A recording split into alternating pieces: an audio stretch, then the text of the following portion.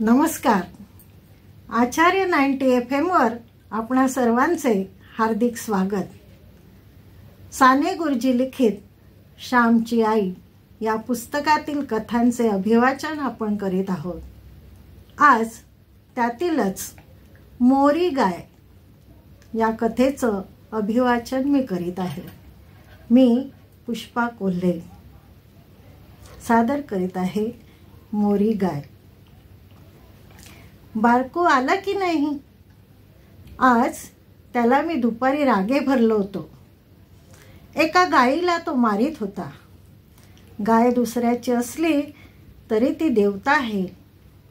जा रे, बारकूला त्याच्या घरून आणा, श्याम म्हणाला. तो बाहेर बसला आहे ऐकत. आत यावयास लाजतो आहे, शिवा म्हणाला.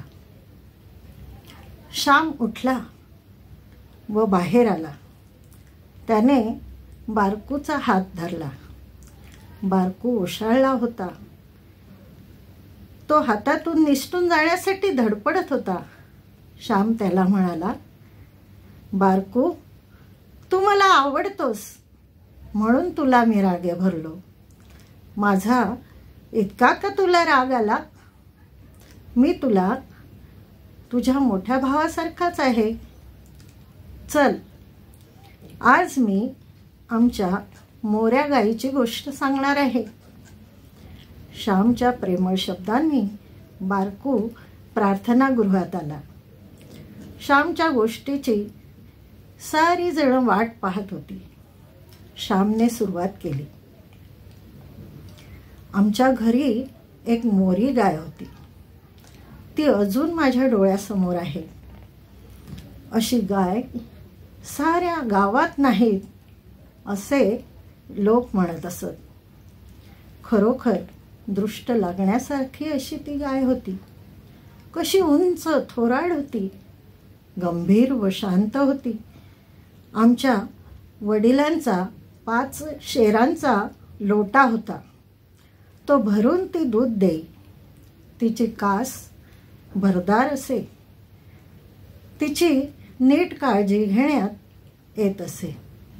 माझी आई सकाळी उठली म्हणजे गोठ्यात जावयाची. मोऱ्या गाईला आपल्या हाताने चारा घालायची. मग तिच्या कपाळाला कुंकू लावायची व तिची शेपटी आपल्या तोंडावरून फिरवायची. गाय म्हणजे देवता. गाईला ही थोरवी बायकांनी दिली आहे. परंतु आज खरी गोपूजा राहिली नाही. तोंड देखली गोपूजा आहे. देखल्या देवा दंडवत असा प्रकार आहे. पूर्वी दुसऱ्याची गाय आपल्या अंगणात आली तर तिला काठी मारून हाकलीत नसत. तिला भाकरी वगैरे देत, मूठभर चारा देत.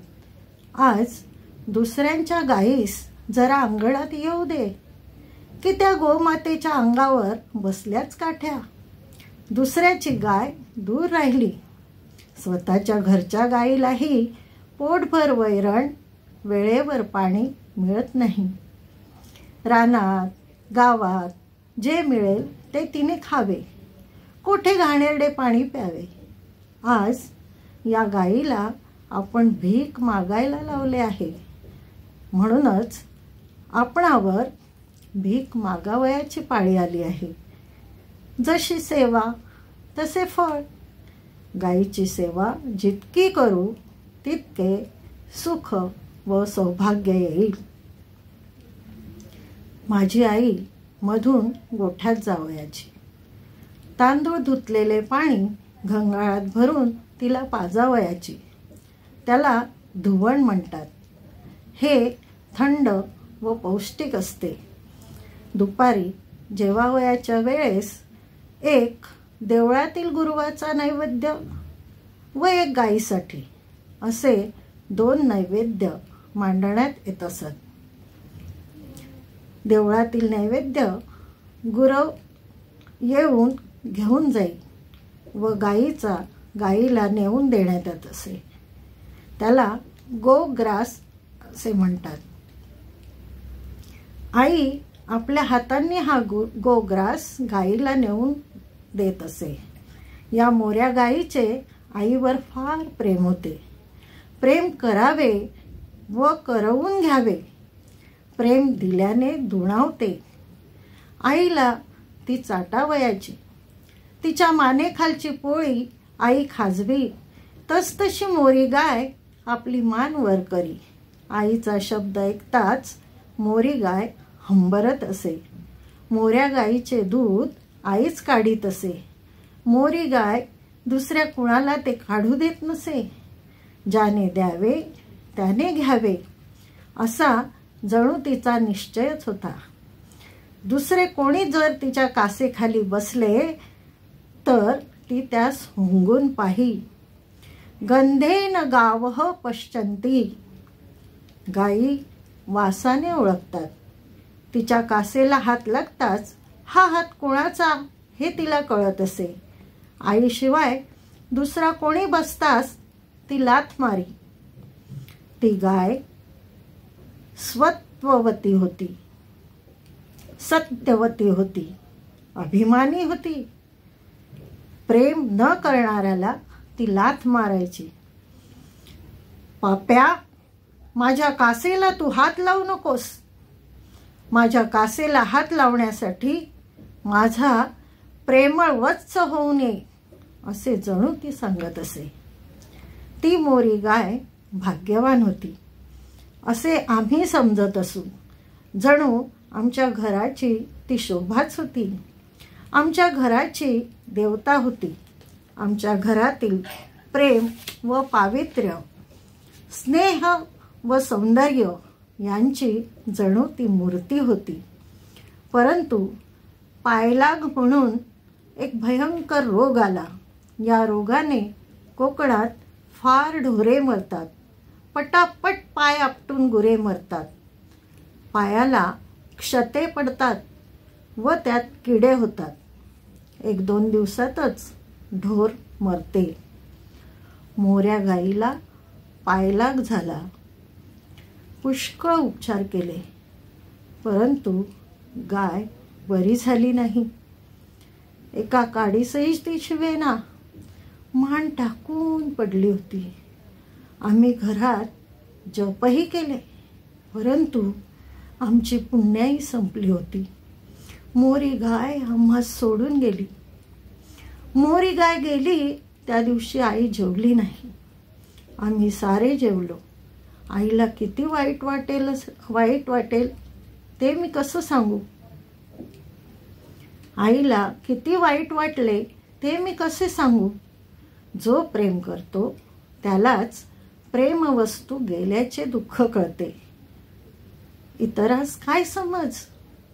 मोरी गाय जेथे मेली त्या जागेवर आई पुढे काही दिवस हळद कुंकू व फुले वाहत असे. कधी कधी बोलताना आई म्हणे, मोरी गाय गेली, आमच्या घराण्याचे भाग्यही गेले. त्या दिवसापासून घरात भांडण तंटे सुरू झाले. भरल्या गोकुळासारखे आमचे घर पूर्वी गावात दिसे परंतु मोरी गाय गेल्यापासून अवकळ आली. माझ्या आईचे म्हणणे खरे आहे, फार व्यापक अर्थाने खरे आहे. ज्या दिवसापासून भारत मातेची मोरी गाय गेली त्या दिवसापासून गाईला भारतीय लोकांनी दूर केले, तिची हेळसांड केली. त्या दिवसापासून दुःख, रोग, दारिद्र्य, दैन्य, दुष्काळ ही अधिकाधिक येऊ लागली. चरखा व गाय या भारतीय भाग्याच्या 2 आराध्य देवता, आधार देवता, या 2 देवतांची पूजा पुनरपि जोपर्यंत सुरू होणार नाही तोपर्यंत तरुणोपाय नाही. गाय रस्त्यात दिसली म्हणजे तिला उजवी घालून नमस्कार करणे म्हणजे गोपूजा नव्हे. आपण दांभिक झालो आहोत. देवाला नमस्कार करतो व भावाला छळतो. गाईलाही माता म्हणतो परंतु तिला खायला प्यायला देत नाही. तिचे दूधही मिळत नाही. मिळाले तर रुचत नाही, खोटा वरपांगी नमस्कार करणाऱ्याला नरक सांगितलं आहे, दास्य सांगितले आहे. खोटा वरपांगी नमस्कार करणाऱ्याला नरक सांगितलं आहे, दास्य सांगितले आहे. श्यामची आई पुस्तकातील मोरी गाय ही कथा आपल्याला नक्की आवडली असेल. मी पुष्पा कोल्हे आपली रजा घेते. तुम्ही ऐकत रहा आचार्य 90 FM, युअर ओन रेडिओ. धन्यवाद.